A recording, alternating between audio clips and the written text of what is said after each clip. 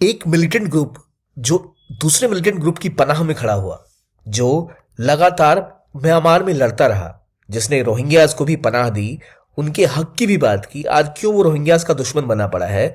और एक ऐसी आर्मी जो अब बांग्लादेश के बॉर्डर पे पहुंच चुकी है और धमकी दे रही है बांग्लादेश को भी, जिसकी वजह से बांग्लादेश के सर का दर्द बढ़ चुका है।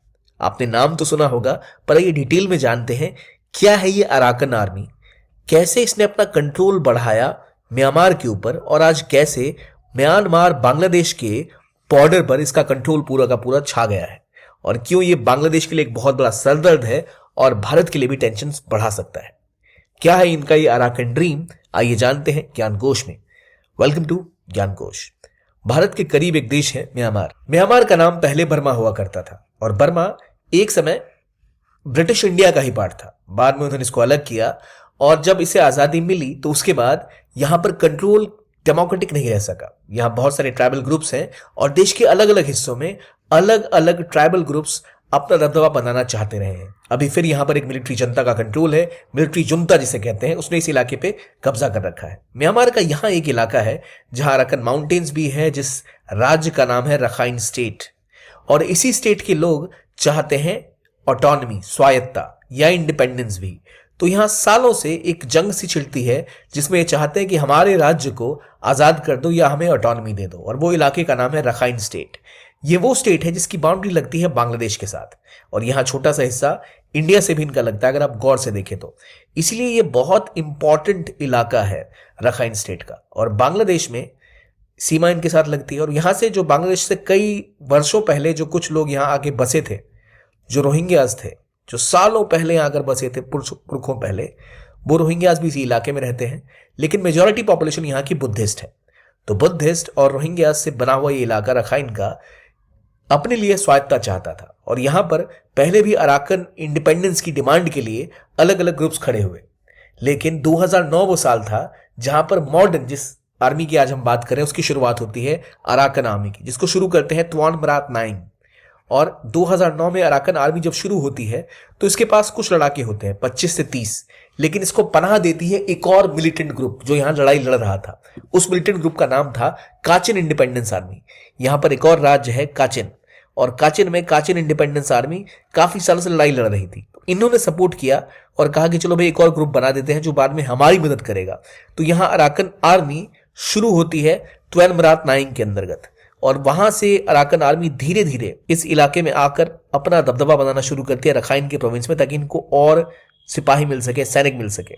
इसके अलावा म्यांमार के अलग अलग इलाकों में यहां पर अलग अलग मिलिटेंट ग्रुप्स एक्टिव थे, जो कुछ ट्राइबल ग्रुप्स हैं जिनकी कुछ अलग डिमांड्स हैं।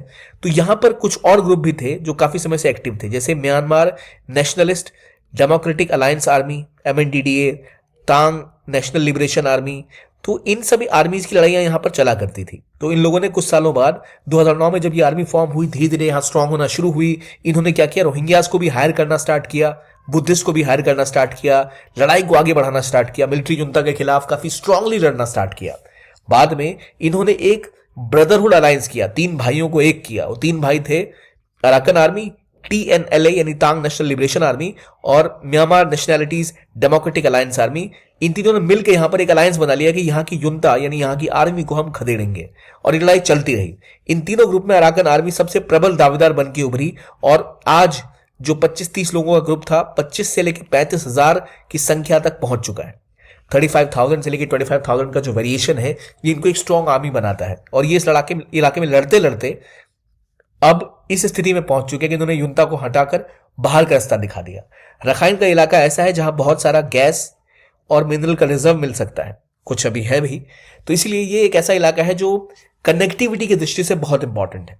भारत भी इसको बहुत महत्वपूर्ण मानता है, और भारत का भी कई सारा प्रोजेक्ट, जैसे सितवे प्रोजेक्ट भारत के हैं, भारत का कालादान मल्टी मोडाल प्रोजेक्ट भी यहीं से गुजरता है। और क्योंकि यहां पर इतनी देर से सिविल वॉर चल रही है, इसलिए भारत के प्रोजेक्ट्स भी आगे नहीं बढ़ पाए। अराकन आर्मी ने अब इस हिस्से पर अपना कब्जा और बढ़ा लिया है, और वो पहुंच चुके हैं एक शहर मोंगदो के पास। ये जो शहर है मोंगदो का, मोंगदो टाउन, अगर आप देखें, ये बांग्लादेश के पास एक रिवर बहती है, नाफ रिवर। इसके इधर बांग्लादेश है, इधर मोंगदो टाउनशिप है। अब ये पूरा इलाका अराकन आर्मी के कब्जे में आ चुका है। इनके कब्जे में आने का मतलब है कि यहां से कभी भी चाहे तो ये एंटर कर सकते हैं बांग्लादेश में। हालांकि उनकी आर्मी खड़ी है यहां, लेकिन बांग्लादेश की आर्मी अराकन आर्मी के सामने लड़ पाएगी उस लेवल पर जिस तरह से अराकन आर्मी लड़ सकती है, जो बैटल हार्डन है, कहना मुश्किल है। हालांकि बांग्लादेश की आर्मी के पास ऑब्वियसली लोग ज्यादा हैं और हथियार और पैसे ज्यादा हैं, पर इनके मुकाबले अराकन आर्मी काफी ज्यादा वेल ट्रेन्ड है। और इनका कहना है कि बांग्लादेश के बॉर्डर पर कई सारे ऐसे ग्रुप हैं जो कि जिहादी ग्रुप्स हैं, और ये जिहादी ग्रुप्स वहां के जो हिंदूज हैं, जो वहां के लोग हैं, उनके खिलाफ हिंसा करते हैं, इसलिए हम इनको आजादी दिलाने एक तरह से आ रहे हैं। तो उनका कहना है कि बुद्धिस्ट हो या हिंदूज हो, जो ये बॉर्डर है यहाँ पर कई सारे रोहिंग्या ग्रुप्स हैं जिनके अंदर कुछ जिहादी एलिमेंट्स हैं, वो इनको यूज करके इनके खिलाफ हिंसा फैलाते हैं। अब रोहिंग्या जो कभी अराकन ड्रीम का पार्ट थे, क्योंकि जब इन्होंने अराकन आर्मी 2009 में शुरू की थी तब इन्होंने कहा था कि हम बुद्धिस्ट के लिए ही नहीं, रोहिंग्यास मुस्लिम्स के लिए भी बात कर रहे हैं और इनको भी अकोमोडेट करेंगे। लेकिन पहले जो उनकी पॉलिसी अकोमोडेशन की थी वो धीरे धीरे इनसे दूर होती चली गई। इनका कहना होने लग गया कि रोहिंग्यास ने अपनी अलग आर्मी बना रखी है और रोहिंग्यास जिहादी एलिमेंट्स के साथ मिलकर उनके खिलाफ एक्शन ले सकते हैं, इसलिए इन्होंने इनका विरोध करना स्टार्ट किया और इस तरह रोहिंग्यास के साथ इनका एक जुड़ाव जो था वो खत्म हो गया और अराकन आर्मी बिल्कुल अलग हो गई और इन्होंने भी मिलिट्री जनता के तरह ही इनके खिलाफ हिंसा करना शुरू किया। यानी जिस मिलिट्री जनता, यानी उनकी आर्मी जो हिंसा फैला रही थी रोहिंग्यास विलेजेस के खिलाफ, उनका कहना था रोहिंग्या लोग जो हैं वो विदेशी हैं, वो म्यांमार के लोग नहीं हैं, वो बाहर से आए हैं, उनको निकाल देना चाहिए, उनको वहां की नागरिकता भी नहीं दी जाती थी। उस समय इनकी मदद के लिए अराकन आर्मी आई, इन्होंने इनको भी अपने आर्मी में भर्ती किया और कहा कि आपको भी एकोमोडेट करेंगे रखाइन के स्टेट में। लेकिन समय के साथ इनको ऐसा दिखने लगा कि जो रोहिंग्यास हैं इनके कुछ एलिमेंट्स जिहादी ग्रुप्स या बाहर के ग्रुप्स के साथ कनेक्शंस बनाए हुए हैं, ऐसा आरोप अराकन आर्मी ने लगाया और उसके बाद उन्होंने भी इनको शिकार करना स्टार्ट किया। अब एक कमाल की बात यह है कि अराकन आर्मी अपनी लड़ाई में अभी भी कुछ रोहिंग्यास को भर्ती करती है पैसे देकर या किसी और प्रलोभन के थ्रू, लेकिन ओवरऑल वो भी रोहिंग्यास के खिलाफ होती जा रही है। अब अराकन आर्मी का इस मोंगदो टाउन के पास कब्जा जमाना और बांग्लादेश के पूरे बॉर्डर के आसपास कब्जा जमाना उनको एक बहुत स्ट्रांग एडवांटेज प्रोवाइड करता है। वो नाफ रिवर को पार करके बांग्लादेश में एंटर कर सकते हैं और कभी भी वहां खतरा पहुंचा सकते हैं। इसके अलावा दिक्कत यह भी है कि यहां पर पास में ही इंडिया का बॉर्डर भी है, इसलिए इंडिया के लिए भी थोड़ी टेंशन की बात है कि कहीं इनके जो एक्टिविटीज है, क्योंकि यहां बहुत सारा अफीम पैदा होता है।